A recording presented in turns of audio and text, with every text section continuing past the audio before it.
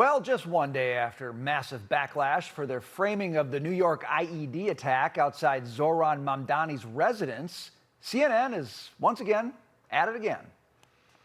Two Republicans say Muslims don't belong here after an attempted terror attack against New York's Mayor Zohran Mamdani, and the House Speaker Mike Johnson says nothing really to condemn those comments. Anchor Abby says she's sorry and is correcting that, posting on X in part, quote, "That wording was inaccurate and I didn't catch it ahead of time. I apologize for the error." This comes just one day after a ridiculous downplaying of the terror suspects in the alleged ISIS-inspired attack, which the network apologized for after 3 hours of intense online backlash.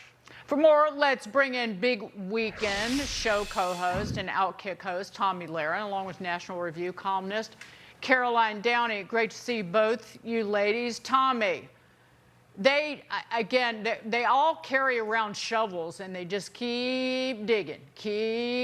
How long can it last? The network. At this rate, I don't know how many viewers CNN will have left, and it's not a good sign within 1 week if a good portion of your reporting is correcting your own reporting. That's not a good sign of, proper broadcast or proper journalism. Now, listen, mistakes happen. People put things wrong in the teleprompter, and every once in a while, a host or an anchor will mess up. So we try to give grace where grace is due, but this is not that. Because this story was well reported by other outlets. It was in the mainstream. It was easy to just verify this. So this whole excuse of, I simply misspoke, or maybe someone put it in the prompter wrong, this was a well-known fact at this point. Maybe she or whoever was writing this was hoping that the viewers were too dumb to understand or correct the record. But there we go, CNN. Not a good week for you. Yeah, Caroline, there are mistakes, but then there's kind of the in-creeping of the framing that a lot of people in the press want to do. When you got a story, you got to frame it the right way. It smelled to me like you just had that insidious framing coming into this one. Well, I want to give her the benefit of the doubt because it looked like she was rushing into the commercial break. Like Tomi said, she was reading the teleprompter. She definitely didn't write the script. That was the show writers or the producers. And she did later apologize. We'll give her credit there. And it really was Zohran Mamdani, the mayor, who tried to gaslight all of us in the beginning with this insidious framing. And that's especially reckless because he's the leader of the city, which once had the nation's largest and deadliest terrorist attack in our history. But because of the way that he set those cues, all these mainstream and legacy publications and networks bought into the narrative. And now they're pushing that it was actually Islamophobia or it was anti-Islam that was motivating this rally, rather than the real facts on the ground, which was that it was jihadists who nearly detonated bombs into a crowd of protesters. So that's what happens when the cues from the top are lies by omission from the get-go. I remember when President Biden gave an address after the October 7th Hamas attacks on the innocent in Israel from the White House. Joe Biden mentioned Islamophobia more than anti-Semitism in that speech. So that goes to your point, Caroline.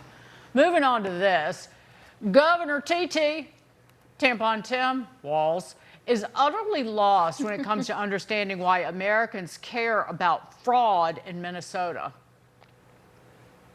I think Minnesotans have to recognize is you're hearing about fraud in Minnesota because we are prosecuting people. I'll take accountability for it, but what you're seeing here is you're seeing a weaponization. We'll continue to fix it.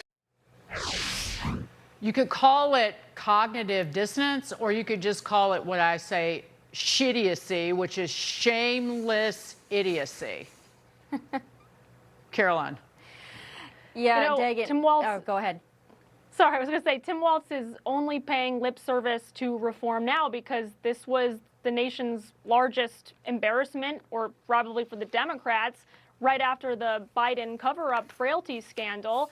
And you know what he could have done from the get-go is he could have just listened to those in his administration, the staffers, who said that there was funny business when it came to the Medicaid payments or the food assistance payments. But he didn't do that. Instead, he launched an intimidation and retaliation scandal or a campaign against them. And then they were left wondering, okay, does this administration care about integrity at all? And so that's what he's trying to do. He's trying to save face here. Tomi, about 30 seconds. Last thought. Yeah, Tim Walz made a horrible miscalculation. He thought that this was all going to go away once Nick Shirley left Minneapolis and the Lahren Center went out of popular culture, but he was very wrong. He also thought that Operation Metro Surge and what was going on with ICE in Minneapolis would be a distraction, and now that that's largely over, he thought people would forget, but people do not forget when they are ripped off. Republican, Democrat, Independent, it does not matter. You rip off the taxpayer, and they're going to hold you accountable. And that's not just the national audience. That's the Minnesota audience. Yeah. Tim Walz, Right. you got some explaining to do. Yeah, I carry a grudge like a purse. Tomi, Caroline.